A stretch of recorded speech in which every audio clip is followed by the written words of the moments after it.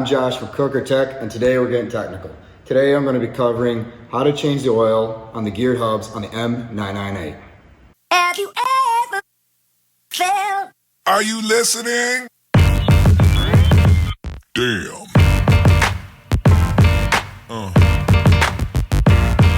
Yeah. Alright, so we're going to start off with getting into these geared hubs with covering the tools and supplies that are needed for the job. I reviewed the TM manual for the Humvee. I was not able to find just a step-by-step in the TM manual for changing the oil on the gear hubs. Everything that I found that involved changing the oil was it covered like a full rebuild of the hub or checking of the spindle or replacing of a gasket or a seal. So I had to combine the information from those repairs to make a step-by-step on how to just change the oil for the video. If I'm wrong, just comment below and I can review it and see what I missed, or you can add the information that I missed. To start off, we're going to cover the materials and supplies. This is based upon doing 4 geared hubs, but in the video we're just going to be doing 1. So to start off, we're going to need oil. It's going to be gear oil, and I went with ADW90. One thing about in the manual, it does not state what grade, or not what grade, but what type of oil, meaning conventional, semi-synthetic, or full synthetic. For my project I got going on, I went full synthetic. So we're gonna need 2 liters of full synthetic. The manual rates each hub at 1 pint per hub. Next is Teflon tape. Now the Teflon tape is not rated or does not talk about it in the TM manual. But recently when I did some other hubs first, all of them had Teflon tape on the drain plug. So considering the drain plug is an MPT style threaded plug, and with all MPT style threaded plugs, you typically have some type of sealant, such as Teflon tape or any other type of pipe dope or something like that. So I'm using Teflon tape again because they didn't leak before, and that's what they had on them from where I got this thing from the government. So putting Teflon tape back on it again. Next up, wire brush. Gonna need the wire brush for cleaning off the area around the plugs first so we don't get debris in them. 3/8 ratchet. 1 inch by 1/2 inch drive for the fill. 3/8 extension, 1/2 inch. And then we have our 3/8 torque wrench that will, for this application, we need something that will do between 8 foot-pounds and 13 foot-pounds. This is both the rating for the drain plug and the rating for the fill plug. I'm going to be needing a 7/8. So I'm doing an impact, so I'm going to be doing a 7/8 deep impact for a 1/2 inch drive. For the lug nuts as well, 1/2 inch torque wrench. I need to be able to do between 90 and 110 foot-pounds. And for the drain plug, you're going to need 3/8 drive and with a 5/16 Allen on that. Now for the fill plug, so I can get the torque wrench on it, it requires a 1 inch socket, 1 inch shallow socket for a 1/2 inch drive. I wasn't able to find a 1 inch socket that would fit on a 3/8 drive in my toolbox, so I'm running an adapter for that. Impact, because I'm not sitting here all day trying to do lug nuts. You're also going to need rags, jack stand.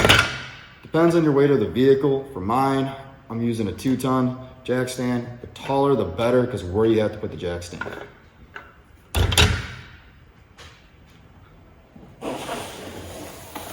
Drain pan. Oh yeah. Automotive jack. And don't forget brake clean for the job. I don't first thing I'll go on the counter right now. All right, let's get at it. All right, to start off, we're gonna first work on jacking up the vehicle. And by jacking it up, we're gonna be doing it off the lower A-arm right here. So when it comes to jacking up your vehicle, first off, you need to go back to the TM manual and see what is the proper way to jack up your Humvee. Also too, make sure you're using the proper jack for your vehicle and review that manual as well to make sure you're jacking it up properly. All right, so next up what we're gonna do is place the jack stand under the vehicle.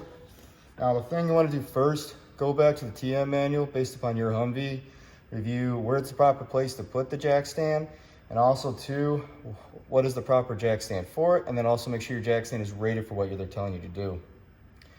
This is the most dangerous part of doing any work. If you're underneath the vehicle, you can get critically hurt or get killed. So make sure you're doing this to the safest way you can do it possibly. So I usually go for mine, I go a little bit behind, right where the frame dips down.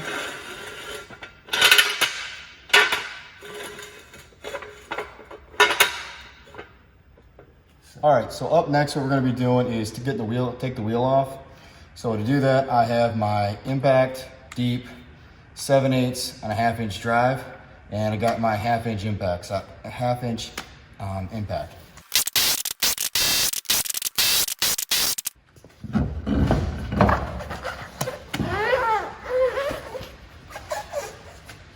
All right, so next up what we got going on here is we're gonna start draining out the hub. And one thing to do first is, if you're ever looking at a hub, is go over and give it an examination and see what you got going on. One thing that's a little concerning about my hubs is I do have light oil residue in this area.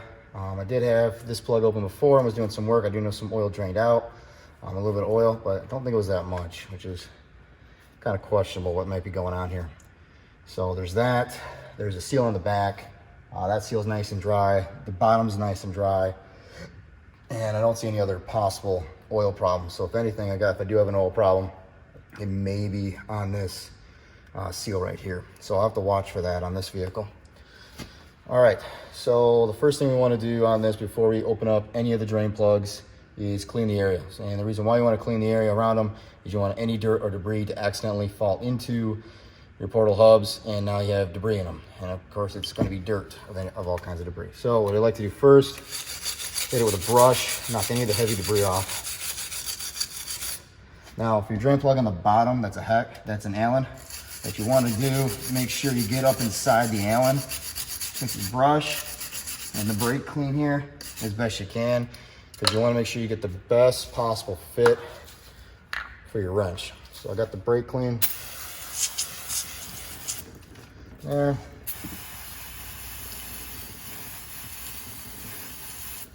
And there. So the first one we're going to do is the bottom drain. We're going to use the 3/8 ratchet and with the 5/16 Allen on it.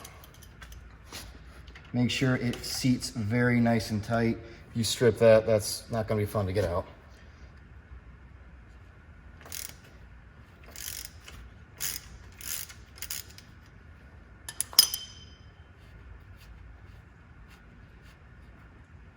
So one of the things to see if you have a problem headed your way is examining your oil when you're draining it. Oil is light metallic, so it doesn't look too bad. But on these drain plugs, these ones have magnetic drains here. This one does have a good amount of material on it. And it's the first time I've ever done it. I've owned the vehicle for about 3 years, so I wasn't expecting perfect. And their drain plugs in these, at least in this one, all have the nice magnets, so you can see and hopefully it grabs any additional material that might build up in these hubs and get them out. So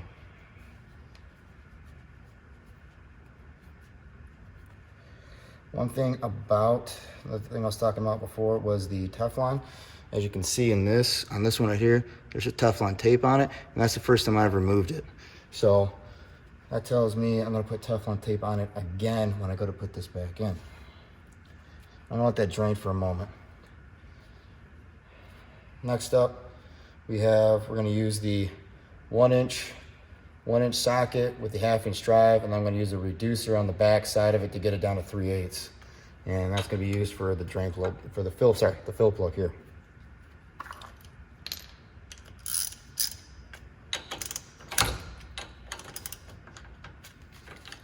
And then we're just going to use our 3/8 ratchet.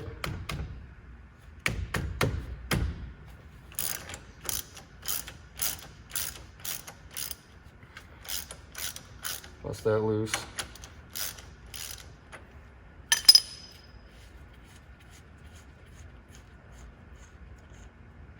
This plug shouldn't need any sealant considering there's a Teflon type seal that's around the nut.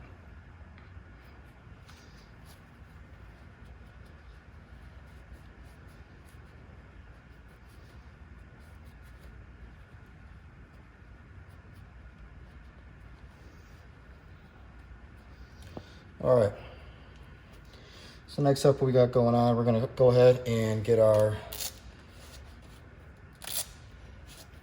Teflon tape. All right, so first thing we're gonna do is get the Teflon tape picked off, the old Teflon tape picked off the drain plug here. Putting your Teflon on, make sure you wrap it counterclockwise. Wrap the other way, it's gonna bind.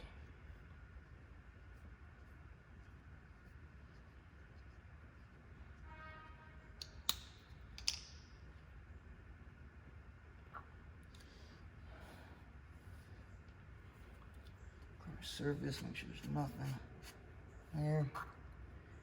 Always hand thread first. Okay.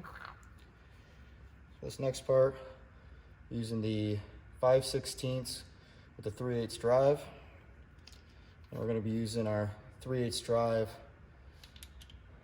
torque wrench, and we're going to set that to 13 foot-pounds. Manual states between the TM manual states between 8 and 13 foot-pounds, but for this application, I'm going 13.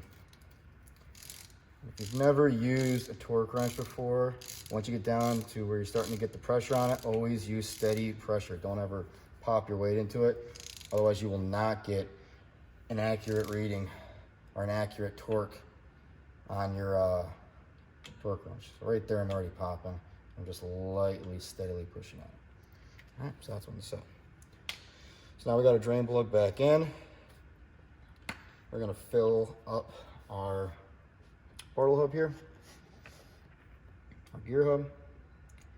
All we're gonna do is fill this up till the fluid either slowly comes out and is right at the threads.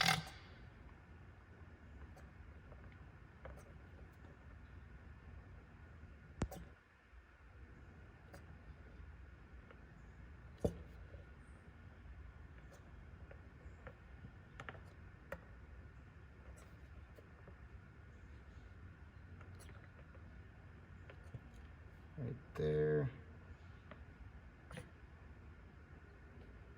Right there. Also too, make sure you're doing this on some semi-level ground or the levelest ground you can, because otherwise your height of your fluid is going to be off and it's going to be unbalanced when you try to get the right proper level. All right, once again, hand thread the nut back in. The torque spec on this is 8 to 13 foot-pounds.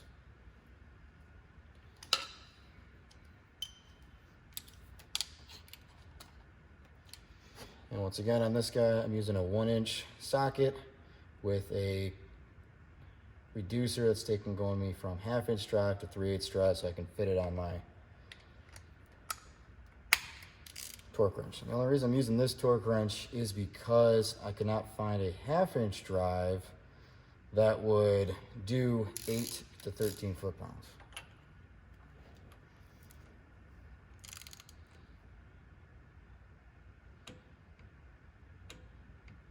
There, that's it. All right, so we got our fluid in, everything is tight, everything is good. So now we're gonna start working on the cleanup and the reassembly. So next up, brake line.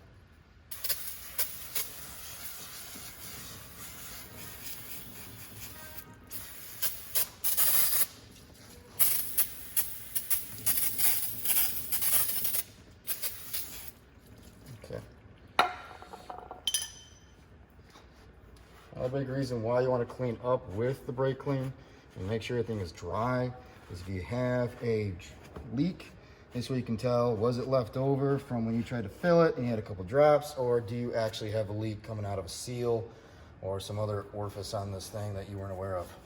So making sure this area stays clean is the best way for you to see you got a leak. All right. So now the next part is on this, we're going to start working on getting the tire back on and putting this thing back together. All right, so got the wheel back on the truck. Next up I'm going to be needing is my 7/8 deep impact socket, along with my impact. First I'm going to just snug everything up. Once I get everything snugged up, after that I'll be going over it with a torque wrench. Always always hand tighten any threaded bolt first. Never just zipping on with an impact of any kind or any kind of wrench.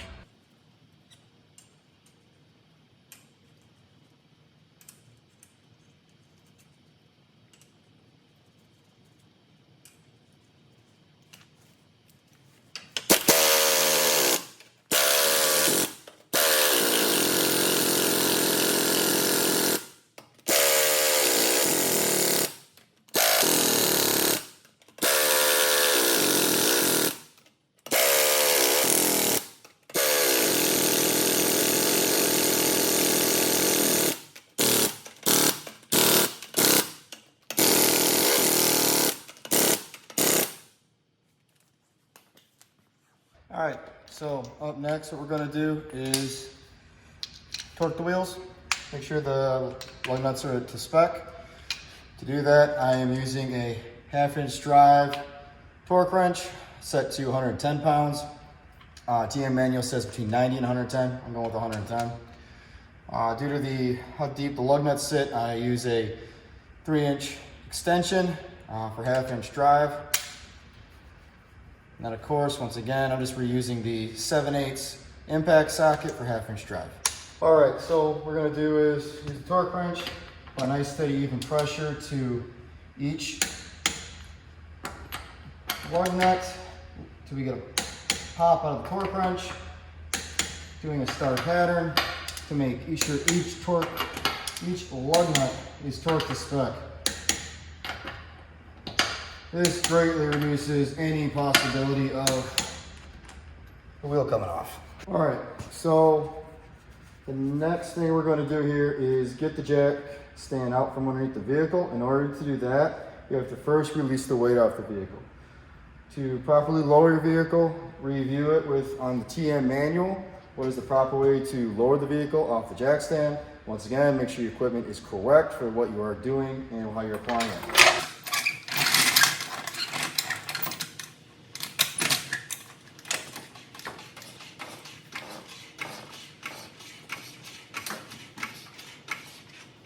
All right, so we got the weight off the jack stand. Jack stand is officially loose. The frame is lifted away from the jack stand. So now I'm gonna do it now is drop the jack stand. You wanna keep from getting up underneath the vehicle as much as possible. The only thing that's holding it up right now is the jack stand. If the hydraulics were to fail on that jack stand, this thing is coming down. And the only thing that holds up the hydraulics is a rubber seal around the hydraulic piston. If that seal fails, it's coming down. So what we try to do is put the least of your body up underneath the vehicle that you can. So typically I put it in a position when I first set it so I can reach for the handle, just flick the handle, get it to drop. Guess my arm's underneath right now. Slide the jack stand out. In order to do this stuff safely and properly, review your manuals on your jack stand, review the TM manuals, and make sure you're doing it based upon the spec so you don't get hurt, don't get injured, and don't get killed. If this thing comes down, you're gonna get killed. All right, now for the last, and my favorite, the most rewarding part, is letting the vehicle down from completing your work. So always make sure you let down your vehicle slowly and carefully. And also too, once again, review your jack information, review the TM information, and make sure you're doing it safely and properly based upon your vehicle.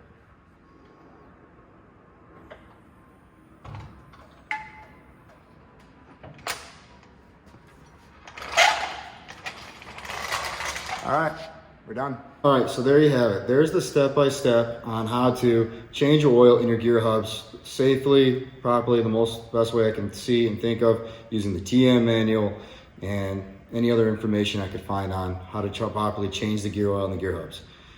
Now the TM manual, like I said before, does not state how to do this by step. I had to combine a couple different step-by-steps to make this happen. So the reason why I believe we want you to do this is if you have to get into these gear hubs, you really need to do a full rebuild, a cleaning, or you're doing an inspection on the spindle nut. So I'm just doing this because I would like just a quick evaluation to see if I have any heavy debris in my gear hubs. It doesn't mean my gear hubs are perfect if the gear oil came out clean. I'm just trying to check the gear oil. I still know I could have a possible leak at seals from just reviewing it in the video. I could still have a possible spindle hub problem if I do. So those are a few possibilities that I could have going on with my spindle still. But this is just how to change the oil. If you're just trying to get a quick look at your oil, you just want to put some fresh oil in it, so that way you're tuned up as best you can at the moment. So if there's any other information that I've missed in my video, please comment below and let me know if there's anything I've missed or something else I should have included. So I just want to thank you guys for watching. I'm Josh from Kooker Tech, and today we got technical. So thank you and have a good day.